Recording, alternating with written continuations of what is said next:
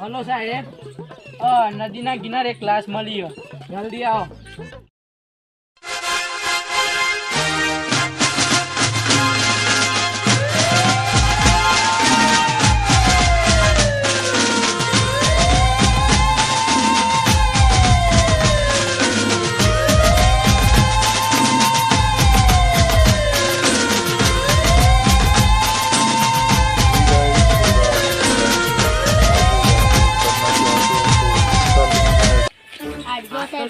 હાથ તો ના ડાય થાય બધા ના ના કા તો હાથ ડાય તો તમારે ઊંધો કેસ લાગુ પડે લાવજે ભાઈ.